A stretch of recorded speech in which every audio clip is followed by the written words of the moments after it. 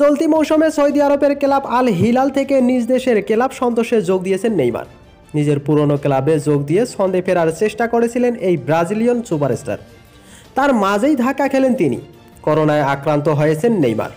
Football সাংবাদিক Fabrizio Romano Brazil তারকার আক্রান্ত হওয়ার খবর প্রথম দিয়েছেন।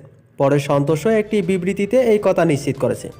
আপাতত পরিবার থেকে নিবৃত বাসে রয়েছেন নেইমার। ইনস্টাগ্রামে নেইমারের আক্রান্ত হওয়ার কথা জানিয়ে রোমানো লেখেন, নেইমার কোভিড আক্রান্ত হয়েছেন। সন্তোষ তাদের বিবৃতিতে জানিয়েছে, বৃহস্পতিবার তার শরীরে উপসর্গ দেখা যায়, ফলে অনুশীলন করেননি তিনি। সোমবার 9 জুন আবার পরীক্ষা করে দেখা হবে। গত কয়েক বছর চোট ভুগিয়েছে নেইমারকে।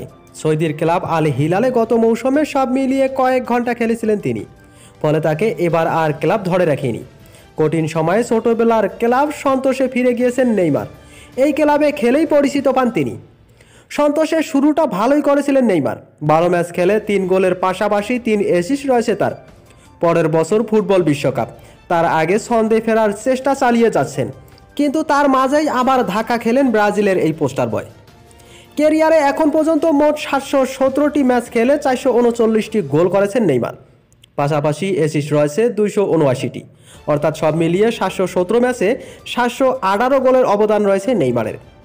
ব্রাজিলের হয়েও সবচেয়ে বেশি গোল 79টি করেছেন তিনি।